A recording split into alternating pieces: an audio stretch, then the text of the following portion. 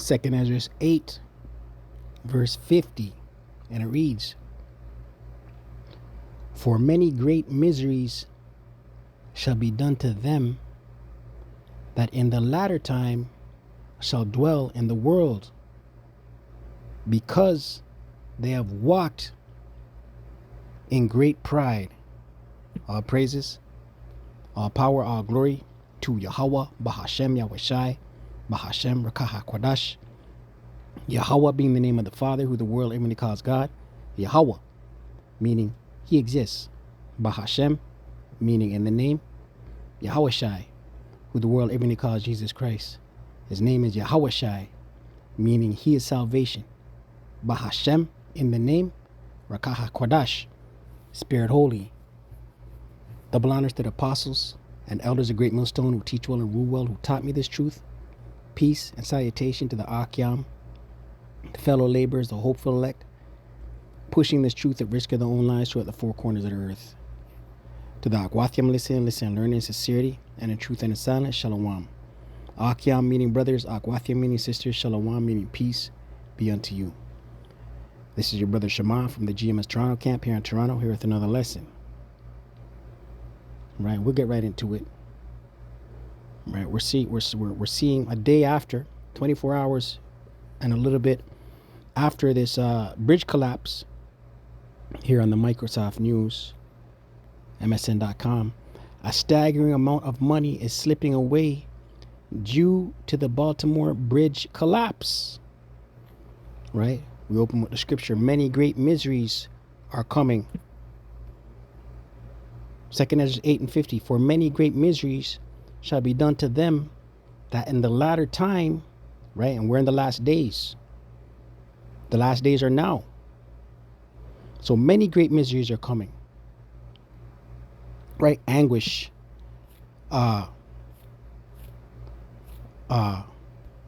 pain, right, being destitute, misery, late 14th century on the online etymology, noun, state of grievous affliction, condition of external happiness, right? External, everything around you, right? Causing you to be in a state of unhappiness, miserable situation, right?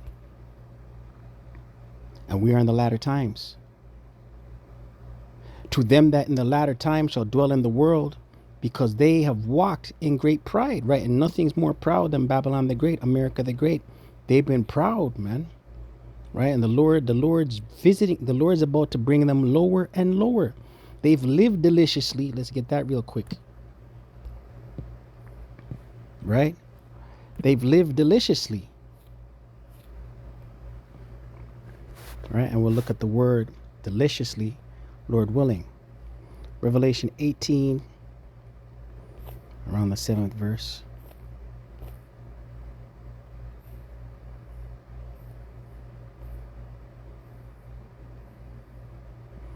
Revelation 18, verse 7. In the KJV, how much she hath glorified herself and lived deliciously, right? America the Great, Babylon the Great. Their citizens have lived deliciously.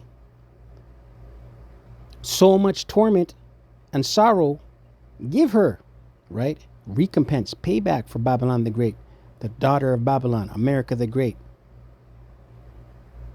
For she saith in her heart, she saith in her mind, I sit a queen, and am no widow, and shall see no sorrow, right? Their pride, right? They've walked in great pride. America the Great, Babylonians are proud, man. NLT, she glorified herself and lived in luxury, right? Luxury. You got a drive-through window on every corner. You got Amazon Prime, same day shipping to your doorstep. Gucci bags from China. You order it today, you get it 2 days later. Pushing luxury whips. Consuming. Greed, gluttony, food. All hours of the night. You have Edomites eating food. You know, no bridling of their lusts. They've lived in luxury. So match it now with torment and sorrow She boasted in her heart, I am a queen. On my throne, I am no helpless widow, and I have no reason to mourn, right? And the mourning is about to come for Babylon the Great, right? It reads here, the port of Baltimore is closed until further notice following a major bridge collapse. Experts say the closure alone will halt some $15 million in daily economic activity. See that? Right? What's that mean? The supply chain. Right? $15 million a day is being halted. The impact will likely increase from there as critical roadway has been severed and routes shift. Right? Hours after Baltimore's Francis Scott Key Bridge collapsed Tuesday morning, the scale of the economic toll is beginning to emerge, Salakia.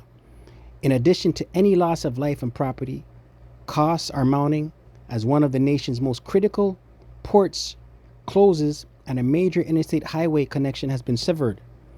Experts told Business Insider that the port alone contributes $15 million in daily economic activity, which will come to a near standstill until further notice.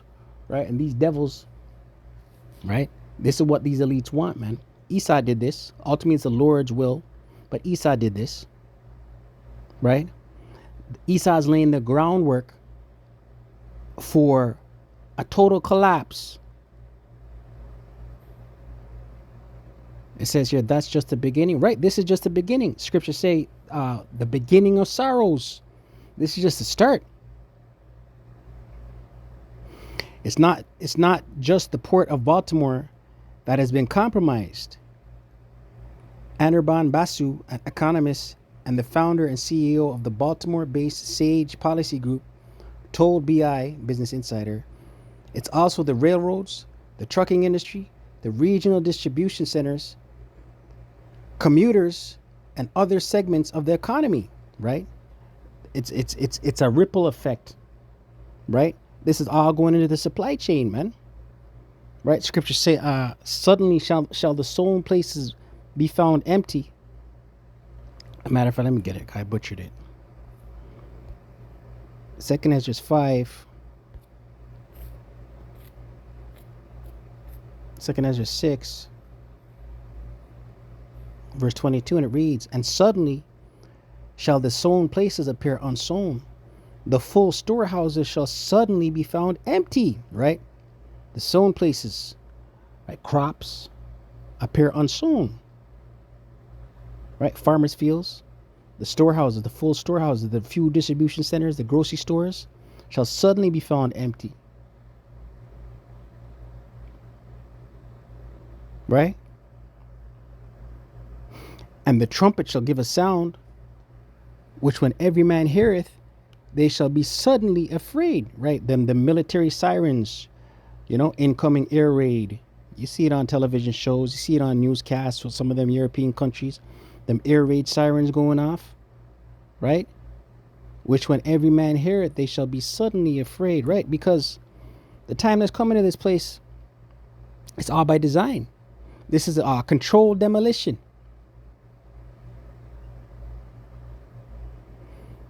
It goes on to read, it's not just the port of Baltimore that has been compromised. I read this already. All right, here. Basu said those factors will push daily losses into the tens of millions of dollars until the shipping lane reopens. The tentacles here are far-reaching, he added, and they're all negative. Though it's far from the largest port in the U.S., Baltimore is one of the more specialized terminals for autos and agriculture equipment known as roll-on, roll-off cargo, and some bulk commodities such as coal, right? Her great traffic, right? Her business, right? And ultimately it's the Lord visiting Babylon the Great, America the Great. There's a scripture in 2 Ezra 15, I will strike Egypt with plagues as before, right? Ancient Egypt got licked down with plagues, right? The plague of all their cattle dying off, right? Today, that's the economy shutting down, man. Supply chain shutting down. Where was I going? I was going to great traffic.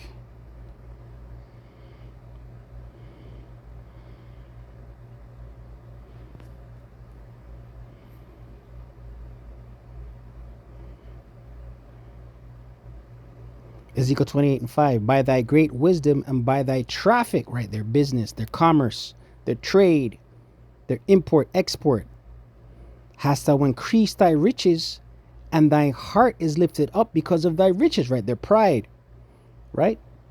That's why they feel they can't be touched. They sit a queen and no one else, right?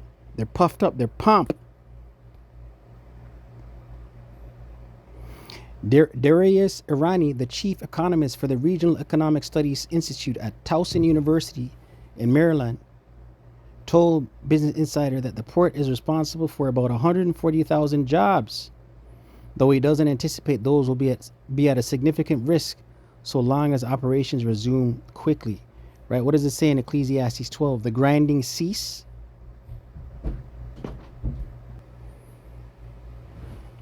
Let's get that real quick. Ecclesiastes 12.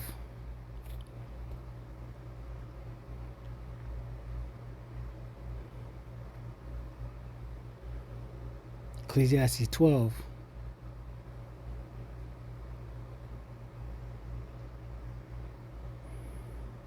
Verse 1, and it reads, remember now thy Creator in the days of thy youth, right? Seek ye the Lord while he may be found, right? Remember the Lord Yahweh B'Shem Yahushua, you Israelites, in the days of thy youth, while the evil days come not, right? Before all hell breaks loose, before the time of Jacob's trouble, nor the years draw nigh when thou shalt say, I have no pleasure in them.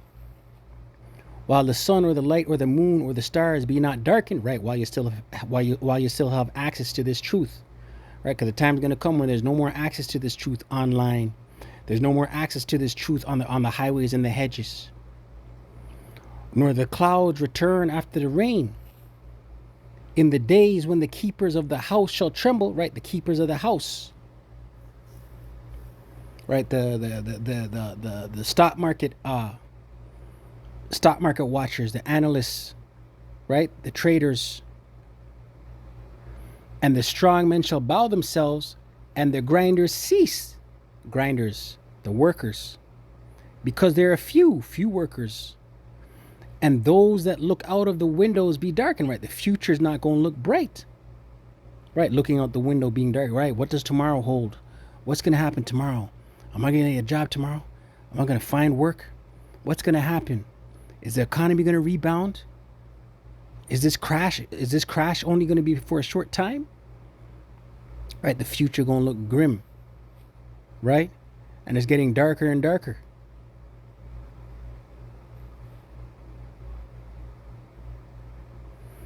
Verse 4, NLT, remember him before the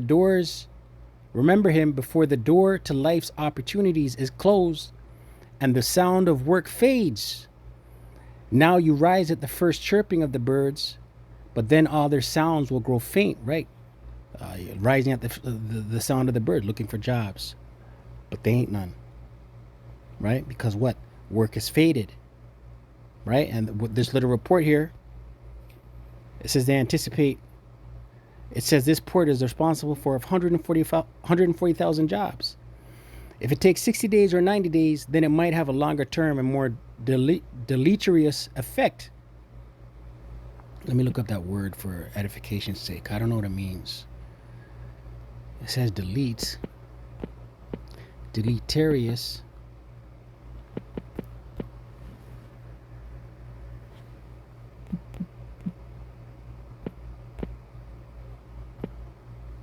Deleterious, noxious, 1640s adjective, poisonous, destroyer, to hurt, injure. All right, so poisonous, an injurious effect on what? Jobs, right?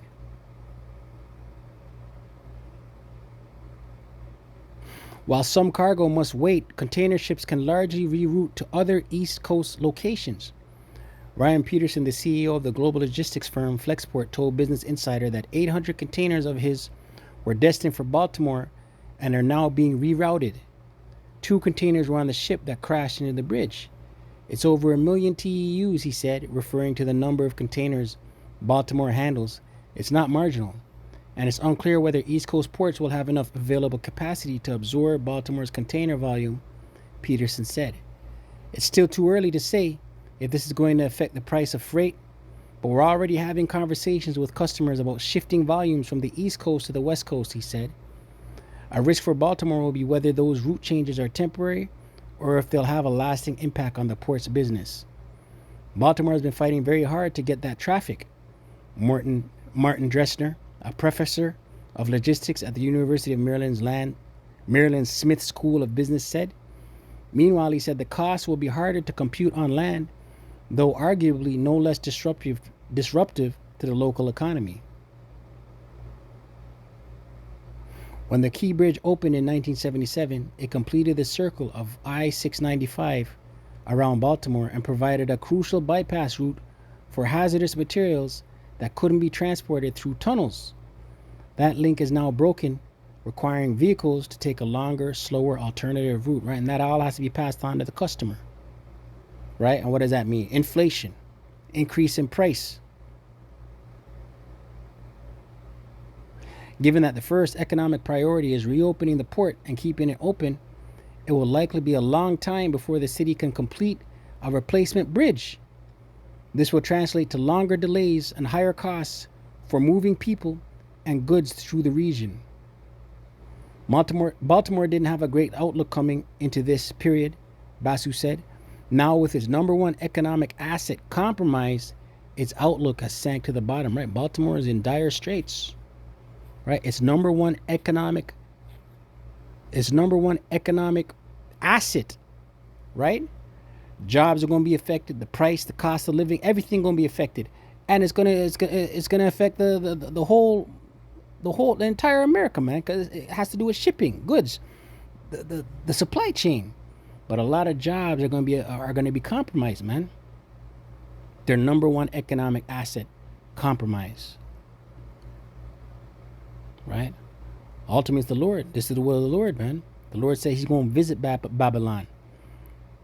Right? So with that, call Allah Yahweh Bahashem Yahweh Bahashem Rakaha Kwadash. Double honors to the apostles and elders of Great Millstone who teach you on rule well. Shalom to the hopeful elect.